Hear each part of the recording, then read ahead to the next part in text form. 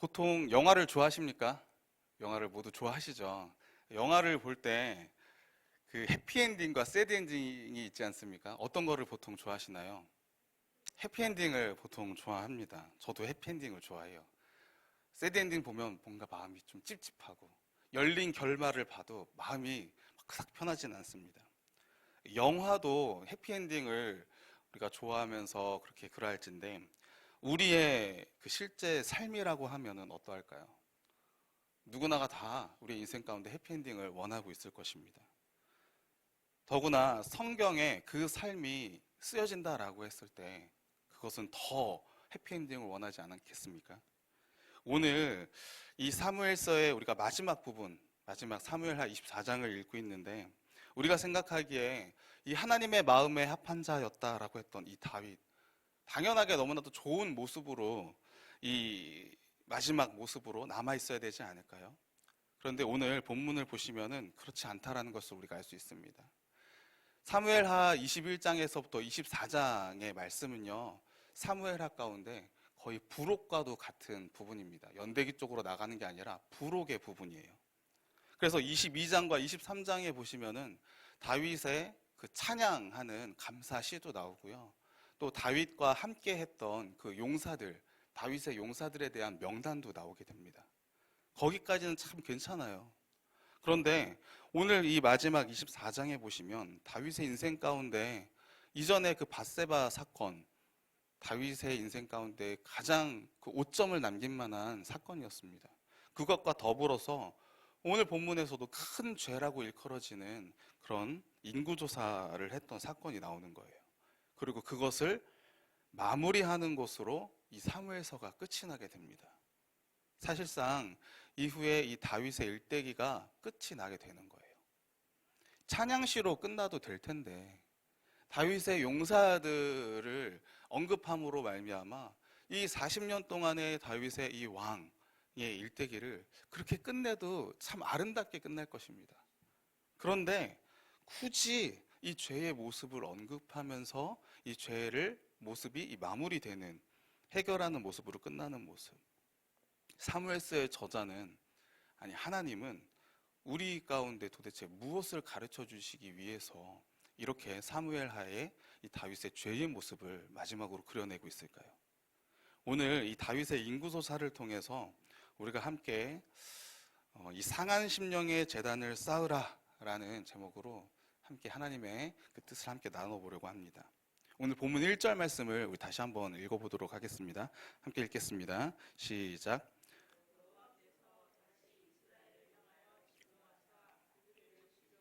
다윗을 격동시키사 가서 이스라엘과 유다의 인구를 조사하라 하신지라. 아멘. 여호와께서 다시 이스라엘을 향하여 진노하사 그들을 치시려고 다윗을 어떻게 했다고 합니까? 격동시키셨다라고 그렇게 이야기를 하고 있어요. 여러분들 이 본문 1절 어떻게 생각하십니까? 하나님께서 다윗을 격동시키셨다. 말 그대로 하면은 하나님께서 이 다윗으로 하여금 죄를 짓도록 하나님께서 만드셨다라는 거잖아요. 그렇죠? 그런데 이 병영구절, 이 구절의 병행구절이었던 역대상 21장 1절에서는 또 이렇게 이야기를 합니다.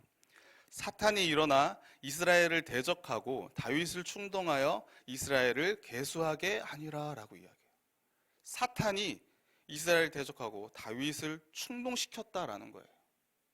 하나님께서 다윗을 격동시키셨다라고 이야기하고 사단이 이 다윗을 충동시켰다라고 이렇게 이야기하고 이러한 부분에 있어서 이걸 우리가 종합적으로 또 이해를 해야 되잖아요. 그러면 우리는 이 구절을 도대체 어떻게 해석을 해야 될까요? 우리는 이 구절을 이해하기에 앞서서 히브리인들의 이 신관을 알아야 됩니다. 히브리인들의 신관, 유대인들의 신관. 유대인들은요, 기본적으로 이 세상에서 일어나는 모든 일은 다 하나님의 주권 아래에서 일어난다라고 생각을 했습니다. 잘 한번 생각해 보세요. 이 땅 가운데서 일어나는 모든 일들이 하나님의 시야에서 벗어나는 일들이 과연 존재할 수 있겠습니까? 일어날 수 있을까요? 이 하늘에 날아다니는 새 한 마리조차도 하나님의 허락 없이는 떨어지지 않는다라고 이야기했는데 하나님의 시야에서 벗어날 수 있는 그러한 일들이 과연 있겠냐라는 거예요. 우연은 없다라는 것입니다. 하나님께서 좋은 일이든 좋지 않는 일이든 다 하나님의 주권 아래에서 일어난다라는 거예요. 그럼 우리는 이 모습을 보면서 선하신 하나님께서 어떻게 그러한 일을 허용하실 수 있는가? 하나님은 선하시고 거룩하신 분이기 때문에 죄와 함께 하실 수 없는 분이 아닌가? 우리 이렇게 생각할 수 있다는 것입니다. 분명히 그렇습니다. 하나님은 죄와 함께 하지 않으세요. 하나님 앞에서 그 죄는 다 사그라져 멸하여져 없어질 뿐입니다. 그런데 분명하게 하나님께서 어떤 가운데는 그 사탄의 그 죄의 그 모습마저도 때로는 그 활동을 허용하신다라는 거예요. 욥기서에 보시면 너무나도 잘 알고 있지 않습니까? 사탄이 하나님의 그 자리 가운데 사단이 그 자리에 나타나요. 그리고 하나님께서는 이 사탄의 욥을 의심하는 이 시험을 하나님께서 허용해 주신다라는 것입니다. 뿐만 아니라 이전에는 바로의 이 마음을 완악하게 하셨다라고, 하나님께서 완악하게 하셨다라고 그렇게 분명하게 표현을 하고 있어요. 도대체 무엇을 말하고자 하는 걸까요? 하나님께서 이중적인 분이시다? 이것을 이야기하고자 하는 거겠습니까? 아니에요. 하나님께서 가장 위에 계신다. 하나님께서 유일한 통치자이시다. 하나님의 주권을 강조하고자 하는 말입니다. 사단과 하나님이 이렇게 대적하는 관계, 여기서 대등한 관계 속에서 있는 게 아니라 그 사단마저도 사실상 하나님의 그 통치 가운데, 하나님의 그 밑에서 하나님의 허락하심에 따라 아주 제한적으로, 아주 일시적으로 그 사단마저도 활동할 수 있다는 것입니다. 하나님의 위치, 하나님의 유일한 주권, 이것을 강조하는 거예요. 그러기에 우리는 성경 안에서 이런 이해 안 되는 부분들, 하나님의 주권을 강조하는 부분들, 이러한 부분들을 읽을 때에 이 부분이 지금 하나님의 그 유일성, 하나님의 그 주권함을, 하나님의 통치를 강조하고 있구나라는 것을 우리가 알아야 되는 것입니다. 자, 그러면 이 다윗의 죄에 대해서, 다윗은 전혀 자기의 의중에는 상관없이 아주 그냥 수동적으로만 죄를 짓게 되는 것일까요? 아니에요. 그런 가운데 분명히 다윗은 자신의 마음에 자기가 주체가 되어서 자발적으로 이 죄를 지었다라는 거예요. 요압에게 계속, 요압이 이 일 하지 맙시다, 이만 하면 안 됩니다라고 이야기했는데 다윗이 재촉했다라고 이야기합니다. 그리고 이 인구 조사가 9달 20일, 거의 10달 동안 진행된 거예요. 일시적으로 실사한 게 아니라 10달 동안 진행된 것에 있어서 다윗이 제정신을 차렸다라고 한다면, 한순간에 실수였다라고 한다면 중간에 멈췄어야죠. 근데 멈추지 않습니다. 9달, 10달이나 되는 그 시간 동안에. 그러기에 이 다윗의 인구조사 사건은 분명히 다윗이 주체적으로 한 것이다라는 것을 우리가 알 수 있어요. 자, 그러면 하나님의 주권과 관련되어 있음 가운데 이 인구조사 사건이 과연 어떠한 의미가 있는지 우리가 함께 좀 나눠봐야 됩니다. 인구조사를 하는 이유, 기본적으로는 세금을 징수하기 위해서예요. 그것이 곡물이 됐든 아니면 노동력이 됐든 군사력이 됐든 세금을 징수하기 위해서입니다. 그리고 다른 말로 이야기하면 이 인구조사를 하는 사람은 세금을 받는 사람이겠죠. 그러기에 이 인구조사를 하는 그 주체는요, 권위를 가지고 있는 자다라는 것을 알 수가 있어요. 그래서 이 세상의 왕들이, 이방의 왕들이 인구조사를 함으로 말미암아 자신의 권위를 드러내는 그러한 수단으로서 또 이 인구조사를 시행했다라는 것을 알 수 있습니다. 그러면은 이 다윗의 이 인구조사는 과연 그러한 세상 가운데 한 것일까요? 인구조사 그 자체가 과연 죄가 될 수 있을까요? 왜냐하면 제가 이런 말을 하는 거는 민수기에서도 분명하게 인구조사가 나오고 있잖아요. 그렇죠? 2번이나 시행을 하고 있어요. 그러면은 모세도 2번이나 인구조사를 했어요. 다윗과 모세의 이 똑같은 인구조사인데 과연 다른 점이 과연 무엇일까? 우리가 이거를 좀 알아봐야 됩니다. 첫 번째로는 이 모세의 인구조사는 모세 스스로가 주체가 돼서 한 게 아니에요. 하나님께서 명령하셨기에 이 모세가 진행을 했습니다. 하지만 다윗은 그러지 않았죠. 자기가 그냥 먼저 시행을 했어요. 두 번째, 민수기의 인구조사는요, 이 첫 번째 출애굽 1세대의 인구를 조사했었죠. 그리고 마지막에 광야 가운데 이 출애굽 2세대의 인구조사를 합니다. 그 이 첫 번째 그리고 두 번째 인구조사를 함으로써 이 세대수가 거의 비슷하게 나와요. 그 비슷하게 나옴을 통해서 무엇이 드러나는 거냐? 하나님의 그 40년 동안의 이스라엘의 광야 생활을 통해서 다 죽게 될 거다라고 이야기했었잖아요. 그렇죠? 근데 이 앞뒤에 처음과 끝에 인구조사가 비슷하게 됨으로 말미암아 하나님께서 이스라엘을 그 심판 가운데서도 보호해 주셨다라는 거예요. 그 심판 가운데서도 하나님께서 만나와 메추라를 먹이시면서 불기둥과 구름기둥으로 이스라엘을 인도하심으로써 하나님께서 그 주권적인 섭리 가운데 이스라엘을 이끌어내셨다, 보호해 주셨다라고 하는 하나님의 주권을 드러내는 것입니다. 하나님이 드러나는 거였어요. 그런데 오늘 이 다윗의 인구조사는요, 하나님이 드러나는 게 아닙니다. 이미 앞에서 다윗의 일대기 가운데 연합국들의 그 도전들마저도 다윗이 다 이겨내요. 그 당시 가운데 다윗이 정복 왕이었다라는 것입니다. 이미 정점에 서 있어요. 그런데 인구조사를 할 필요가 무엇이 있습니까? 인구조사 할 필요가 없어요.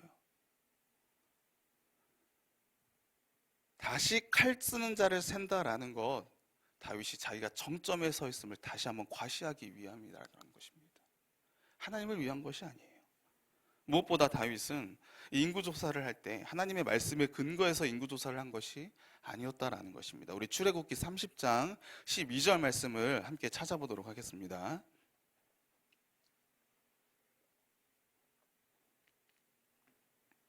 출애굽기 30장 12절 말씀이에요.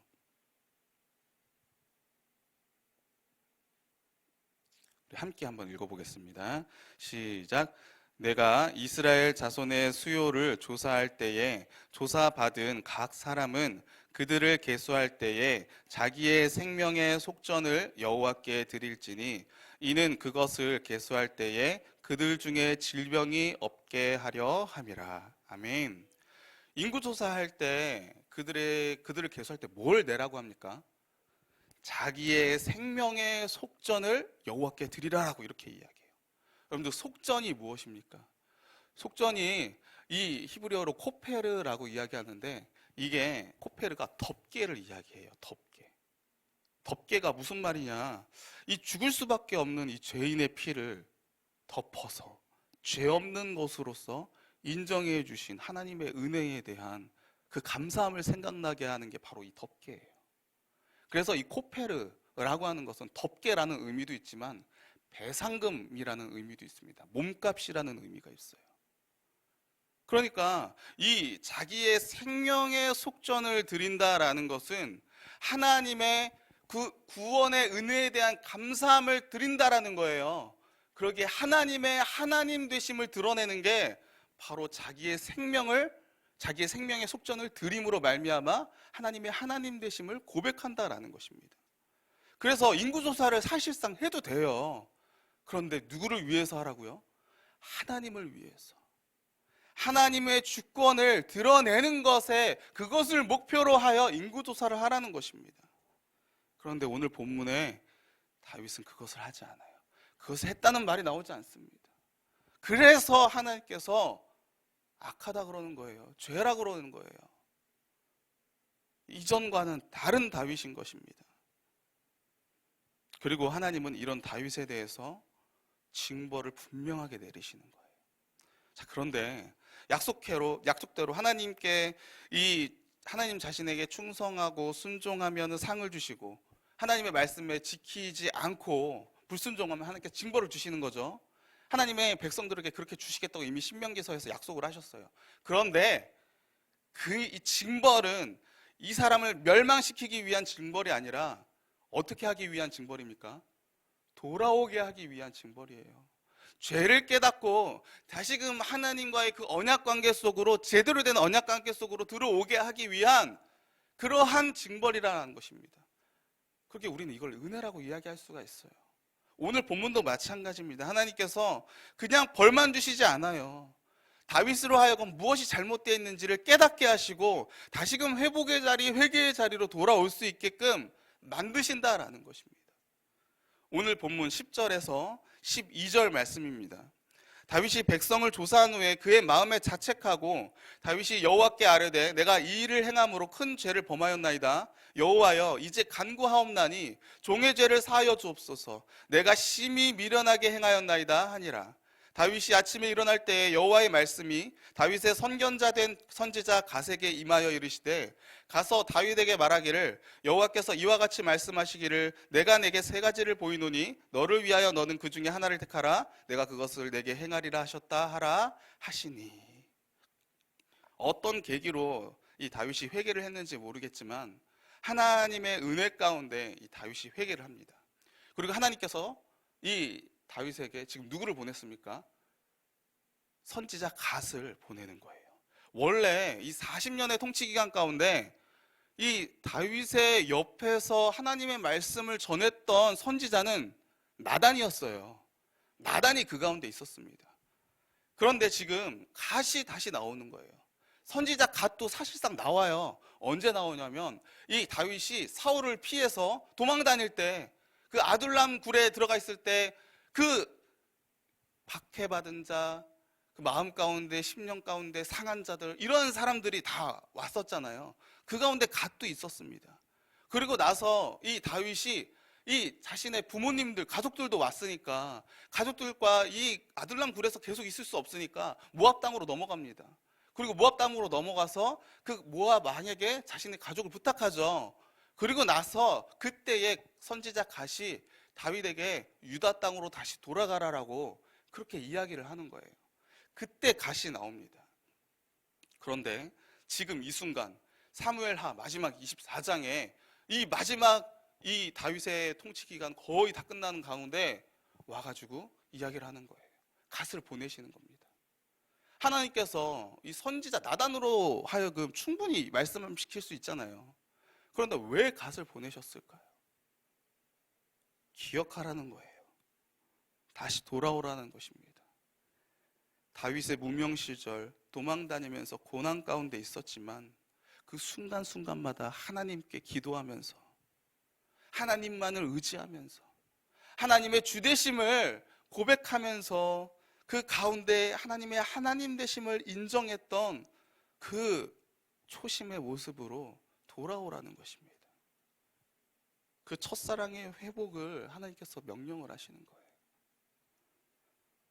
그리고 다윗은요, 그 사랑의 회복, 그 하나님의 주되심을 인정하게 됩니다. 오늘 본문에 나오는 세 가지 재앙, 7년의 기근, 다윗 왕이 그 왕의 원수에게 석 달 동안 도망 다니는 것, 또 사흘간의 전염병, 이 세 가지였잖아요. 그렇죠? 그리고 다윗은 그 가운데 어떤 것을 택하게 됩니까? 3일의 전염병을 택하게 됩니다. 그리고 그로 인해서 7만 명이 죽게 돼요. 사실상 가늠이 되지 않는 숫자입니다. 7만 명. 진짜 우리가 이렇게 눈으로 본다 그러면은 정말로 개떼같이 많을 거란 말이에요. 적지 않은 숫자입니다. 다윗이 이 3일의 전염병을 선택했다라는 것에 있어서 어떤 학자는 이렇게 이야기합니다. 과거에 이 다윗이 도망 다니는 삶, 너무나도 오래 도망을 다녔잖아요. 이제 이게 완전히 그냥 질려버린 거예요. 그러니까 너무나도 힘드니까 자기가 직접적으로 고통받기가 싫은 거죠. 그래서 이렇게 택했다라고 그렇게 이야기하는 사람도 있습니다. 그런데 우리는 이 다윗의 고백을 우리가 다시 한번 읽어봐야 돼요. 본문 14절 말씀 우리 함께 한번 읽어보도록 하겠습니다. 시작. 다윗이 갓에게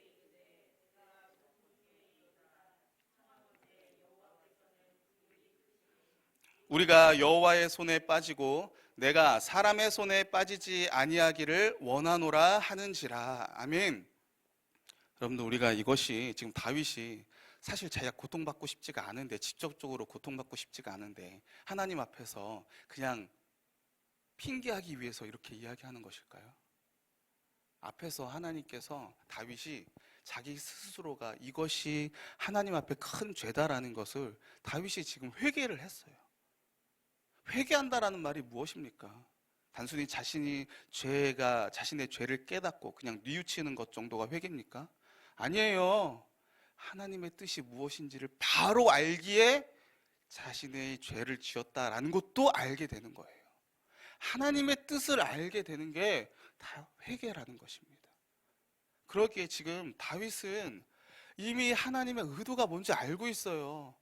하나님의 주되심을 드러내야 된다는 거. 그러니까 지금 이렇게 이야기하는 겁니다. 우리가 여호와의 손에 빠지고 내가 사람의 손에 빠지지 않기를 원한다. 내가 벌을 받더라도 하나님의 주권 내심 가운데 내가 하나님의 손에 의해서 벌을 받기를 원한다라는 거예요. 물론 벌 받기 싫죠. 그런데 하나님의 뜻이 무엇인지를 아니까, 하나님의 의도하심이 무엇인지를 아니까, 단순히 전염병이 아니라 내가 고통받기 싫어서가 아니라 하나님의 뜻이 무엇인지를 알기에 다윗은 이것을 선택했다라는 것입니다. 그리고 그 가운데 다윗은 알고 있는 거예요.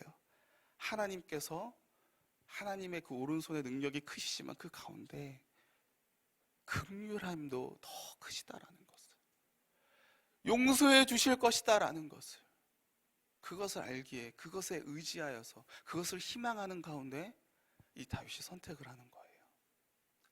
그리고 하나님은 이 다윗의 기대를 저버리지 아니하시고 긍휼함을 베풀어 주십니다.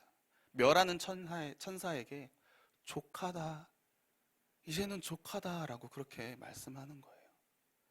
그리고 갓을 통해 다윗에게 이 아라우나의 타작마당에서 무엇을 쌓으라고 이야기합니까?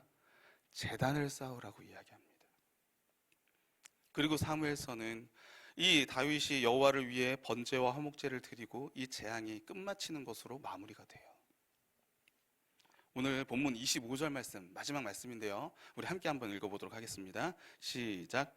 그곳에서 여호와를 위하여 제단을 쌓고 번제와 화목제를 드렸더니 이에 여호와께서 그 땅을 위한 기도를 들으심에 이스라엘에게 내리는 재앙이 그쳤더라. 아멘.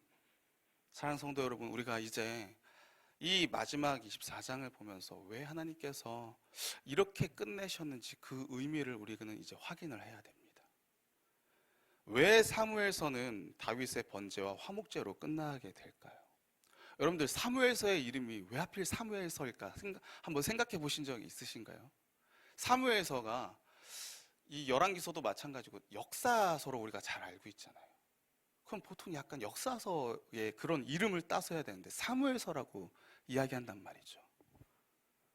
당시에 하나님의 그 사무엘 시대 당시에 하나님의 마음에 합한 자, 하나님의 말씀을 아는 자, 하나님의 뜻대로 살아가는 자가 거의 메마른 시대였어요. 그게 사사시대였지 않습니까? 메마른 시대예요. 그 가운데 하나님께서 한나의 뱃속을 통해서, 한나를 통해서 하나님의 말씀을 들을 수 있는 자, 그 사무엘을 하나님께서 내신 거예요. 하나님의 마음에 합한 자, 하나님께서 원하시는 그 인간상을 이 사무엘을 통해서 드러내게 하신 것입니다. 그리고 이 사무엘의 뒤를 이어서 그 하나님께서 직접 기름 부어서 직접 세우신, 하나님의 뜻에 의해서 세우신 왕 다윗이 세워지는 거예요. 그러게 우리가 사무엘서라고 이야기할 때는 그냥 사무엘의 일대기도 아니고요, 역사서 그냥 그걸로 끝나는 게 아니고요, 사무엘서가 원하는 것, 하나님께서 바라시는 자, 하나님께서 하나님의 마음에 합당한 자, 하나님께서 기쁨이 되는 자, 그 인간상을 세우는 거예요. 그것을 드러내기 위한 거다라는 것입니다. 그러면 앞에서 한나의 기도를 통해서 사무엘이 나타났어요. 마지막에 이 다윗의 마지막 모습이 지금 다윗이 어떤 성전을 짓고 그 가운데 땅땅하게 어떤 능력을, 화려한 업적을 내면서 나아가는 게 아니라 죄를 짓고요, 그 가운데 회개 가운데 그 번제와 화목제를 통해서 상한 10년 가운데 하나님과의 관계 회복한 자로 세워지는 거예요. 하나님께서 바라시는 인간상이 뭐라는 것입니까? 하나님과의 관계 회복을 하는 거예요. 왕이지만 자신이 잘못함을 깨닫고 회개할 줄 알고 그 가운데 하나님 앞에 돌아서서 그 가운데 하나님께 나아가는 모습, 이게 하나님께서 원하시는 인간상이라는 거예요. 그리고 이 아라우나의 타작 마당에서 제단을 쌓고요. 그 가운데 이후에 이 솔로몬이 이 위에다가 예루살렘 성전을 짓게 됩니다. 그리고 이 성전 가운데 정말로 진정한 회복, 온전한 회복을 이루기 위해서 진정한 왕이시고 영원한 왕이신 예수 그리스도께서 이 자리 가운데 오게 되는 거예요. 그러기에 사랑 성도 여러분, 우리가 이 다윗의 일생, 다윗이 성전을 짓지 않아요. 제단을 쌓는 것으로 끝이 나게 됩니다. 이것이 새드 엔딩처럼 보이지만 사실은 하나님의 입장에서는요, 이게 해피엔딩인 거예요. 이게 하나님께서 바라시는 인간의 마지막 모습인 것입니다. 그러기에 사랑하는 성도 여러분, 저와 여러분의 삶 가운데 이 모습이 있기를 소원합니다. 상한 심령 가운데 우리의 죄를 내어놓고 그 앞에 엎드려 주님 앞에 다시 나아가는 그 모습.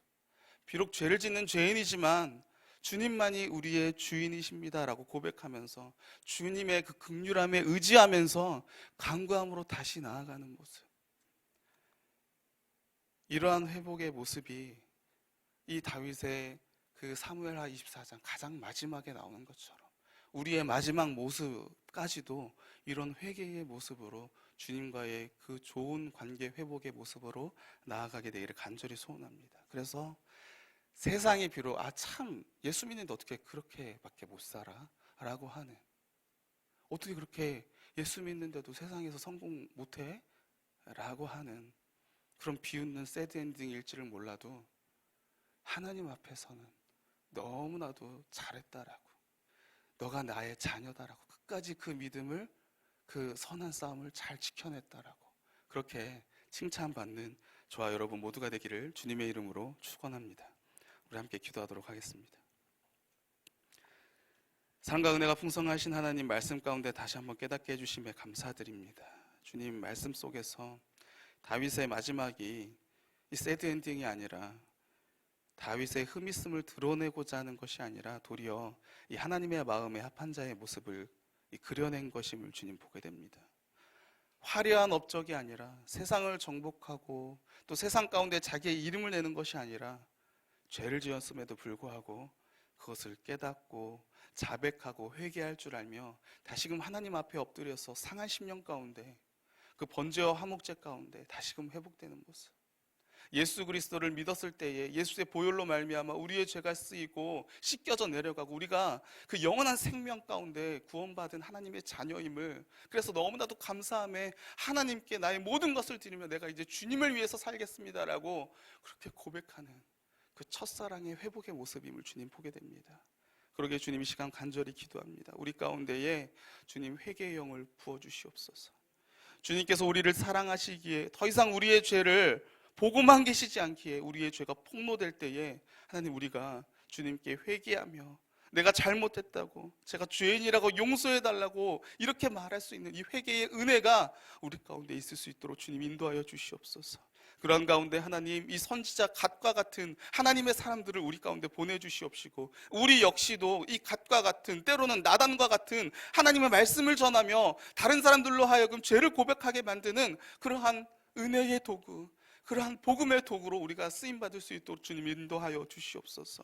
그래서 하나님, 주님 오시는 그날까지, 그 마지막까지 우리가 그 십자가의 자리로, 회개의 자리로, 은혜의 자리로, 긍휼함 받는 그 하나님의 그 섭리 가운데 은혜의 자리로 우리가 끝까지 나아갈 수 있는, 그래야 해서 하나님 앞에 섰을 때에 정말로 잘했다라고, 정말로 복된 인생을 살았다라고, 이제 나와 함께 영원한 삶을 살자라고 그렇게 주님 앞에 그 은혜 가운데 칭찬받는 우리 모두가 될 수 있도록 주님 인도하여 주시옵소서. 감사하며 존귀하신 예수님의 이름으로 기도드립니다. 아멘.